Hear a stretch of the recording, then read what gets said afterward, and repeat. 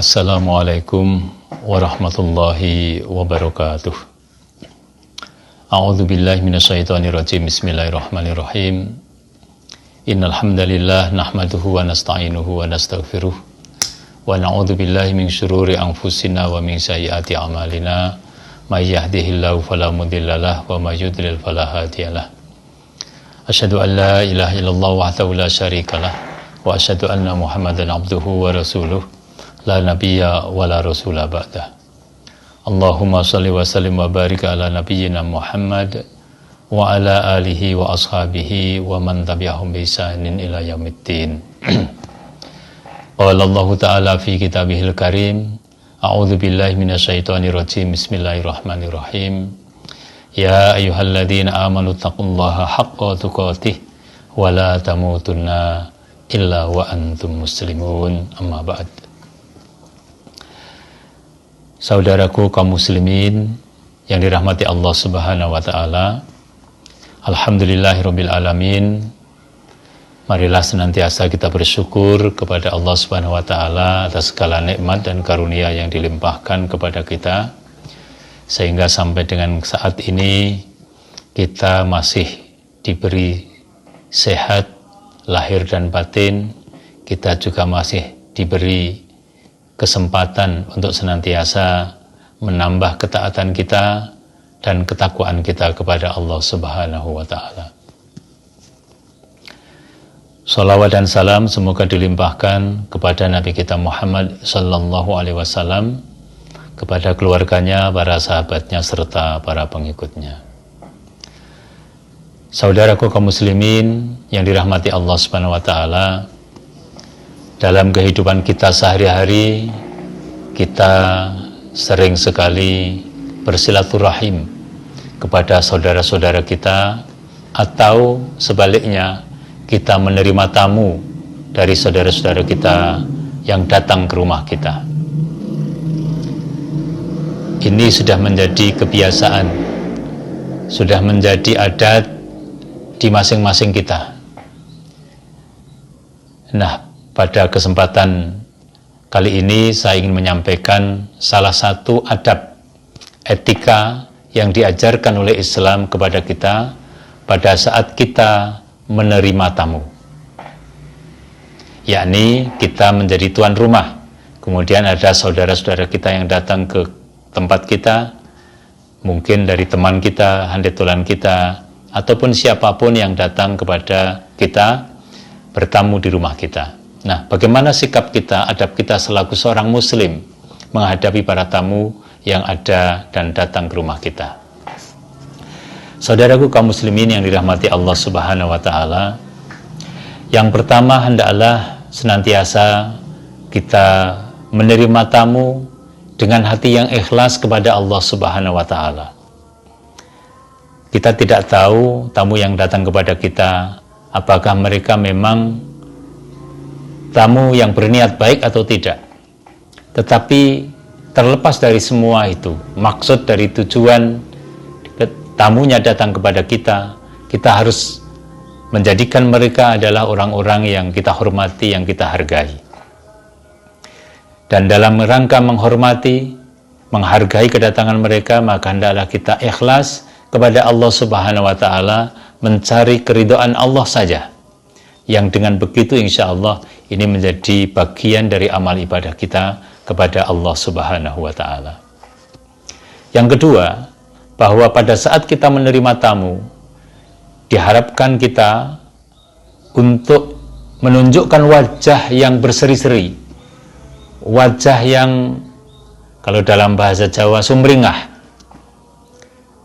sehingga kita bisa melaksanakan salah satu sunnah Nabi sallallahu alaihi wasallam, la tahtaqiranna minal ma'rufi syai'an walau antalqa akhaka biwajhin talqin. Jangan kamu sepelekan ya suatu kebaikan meskipun hanya sedikit, meskipun hanya dengan menampakkan wajah yang berseri kepada saudara kita. Ini sebuah hadis menyatakan demikian. Karena itu ketika kita menyambut tamu yang datang kepada kita, hendaklah kita senantiasa menunjukkan wajah yang berseri-seri. Meskipun barangkali pada saat tamu datang kepada kita, kita dalam kondisi yang sesungguhnya tidak prima, mungkin kesehatan kita, mungkin juga situasi, ya, karena yang namanya manusia itu bisa saja mengalami berbagai macam dinamika hidup. Nah, pada saat yang demikian itu kita berusaha untuk senantiasa menyimpan apa yang sedang kita alami, sehingga kita tetap menampakkan wajah yang berseri-seri pada saat menerima tamu. Yang kedua, hendaklah kita menyambut mereka itu dengan mengucapkan atau menjawab salam. Seandainya mereka datang lebih dahulu mengucapkan salam, biasanya menurut aturan Islam, orang yang datang bertamu mengetuk pintu, atau kalau sekarang ya ngebel, ada bel di depan pintu, ya, dan kemudian mengucapkan salam. Nah, pada saat mereka mengucapkan salam, kita membuka pintu, ya, di samping wajah yang berseri-seri tadi kita ucapkan Waalaikumsalam, ya, untuk menjawab salam bagi para tamu yang datang kepada kita. Ini disunnahkan, ya, karena di dalam ucapan itu ada doa-doa untuk saudara kita, apalagi kalau kita menjawab salam yang merupakan kewajiban bagi kita untuk menjawab salam saudara kita itu. Saudara kaum muslimin yang dirahmati Allah Subhanahu wa taala. Tidak hanya itu, bahkan kalau kemudian kita memang sengaja mengundang orang lain untuk datang kepada kita, maka hendaklah kita mengundang mereka datang ke rumah kita itu, di antara mereka harus ada orang-orang yang bertakwa. Yakni yang kita undang bukanlah orang-orang yang kita pilih berdasarkan ekonomi, kehormatan, jabatan, tidak, tetapi lebih kepada orang-orang yang memiliki ketakwaan. Bukan berarti bahwa kita tidak boleh sama sekali mengundang ke rumah kita orang-orang yang dalam pandangan tertentu mungkin dalam tanda petik itu banyak dosa, ya, atau banyak maksiat, banyak kemungkaran. Ya, kalau memang ada keperluan, ya bisa kita undang mereka. Tetapi lebih diutamakan apabila orang-orang yang datang kepada kita itu adalah orang-orang yang memang dalam pandangan masyarakat kita, dalam pandangan kita adalah orang-orang yang bertakwa di hadapan Allah Subhanahu wa taala. Sehingga ada sebuah hadis yang diriwayatkan oleh Imam Abu Dawud dan Tirmidzi yang menyatakan, la tusahib illa mu'minan wa la ya'kulu ta'amaka illa taqiyyun. Ya, dan janganlah kamu banyak berteman, ya, kecuali dengan orang-orang yang beriman, yang bisa menjaga keimanan kita, kesolehan kita. Kalau kita berteman dengan orang-orang mukmin itu, insya Allah kita akan ada saling memberi nasihat satu sama lain. Wala ya'kulu ta'amaka, dan tidaklah makan dari makanan-makanan kalian itu illa taqiyun, kecuali orang-orang yang bertakwa. Jadi ini salah satu yang mungkin juga perlu menjadi perhatian kita. Seandainya satu saat kita mengundang handetolan dan sebagainya, pilihlah di antara mereka terutama adalah orang-orang yang bertakwa. Sekali lagi, ini tidak berarti bahwa kita kemudian merendahkan orang-orang yang tidak bertakwa, karena nilai takwa itu pun kita juga sulit untuk menilai mana siapa yang bertakwa, kan ketika kita mengalami kesulitan. Tapi paling tidak dari kehidupan sehari-hari kita bisa menyaksikan di antara mereka siapa di antara mereka yang akhlaknya baik, yang tampak keislamannya, keimanannya itu bisa tampak dalam keseharian mereka. Mungkin itulah yang diutamakan. Walaupun sekali lagi ini penting, tidak berarti bahwa kemudian kita merendahkan dan menghina, ya, orang-orang yang dalam tanda petik banyak mengalami maksiat atau kemungkaran. Bahkan kalau perlu, kalau kita memang merasa mampu untuk berdakwah kepada mereka, hendaklah kita berdakwah kepada mereka.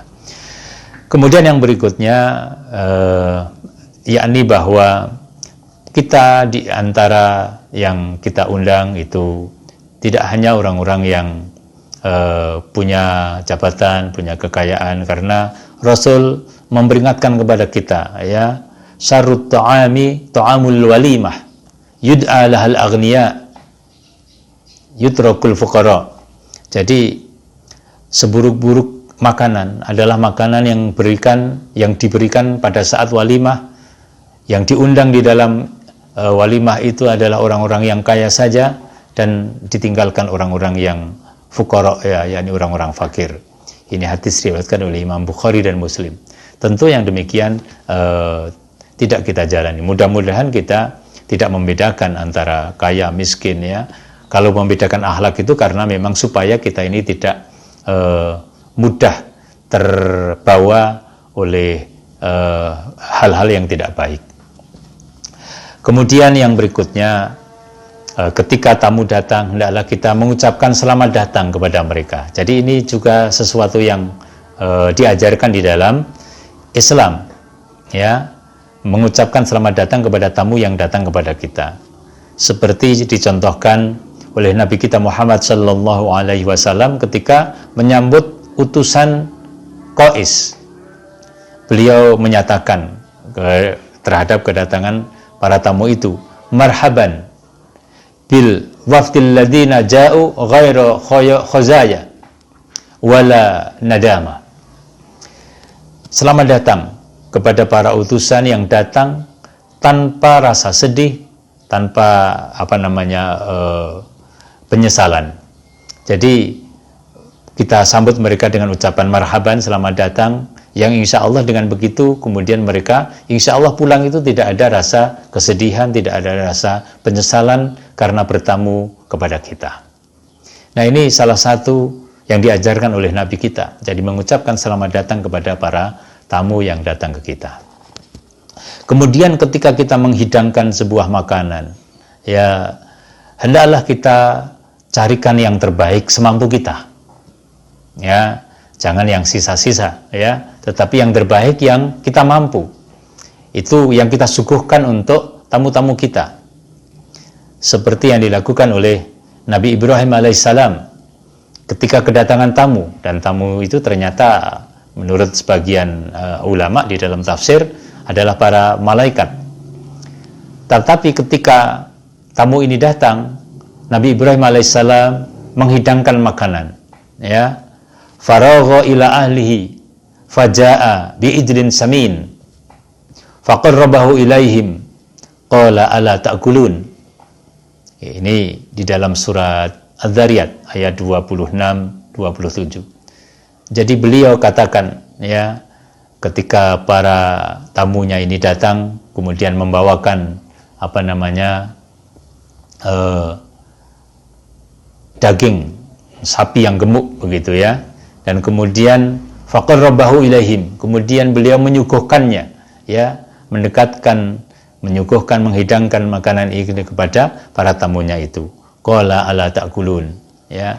Kemudian beliau berkata, tidakkah engkau makan?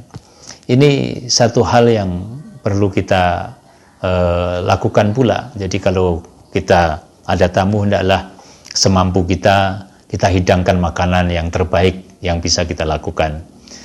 Ya, mungkin ada sebagian kebiasaan di masyarakat kita yang kurang suka untuk memberikan makanan, hidangan pada para tamu. Mungkin karena memang sekitar masyarakat itu tidak demikian kebiasaannya. Tapi kita selaku seorang muslim hendaklah ajaran Islam ini kita terapkan sebisa mungkin, ya, semampu kita. Tidak harus yang mewah, tetapi yang terbaik yang bisa kita lakukan, baik itu berupa minuman, makanan, hendaklah kita suguhkan kepada mereka para tamu kita. Kemudian ceritakan sesuatu yang menggembirakan dengan wajah yang berseri-seri, ya, tidak menundung mereka untuk kembali, tidak segera pulang, tidak. Mereka diberi waktu untuk menyampaikan apa maksud kedatangan mereka. Ya, kalau mereka datang minta nasihat, kita nasihati. Kalau mereka datang untuk minta bantuan dan kita mampu, maka kita bantu mereka.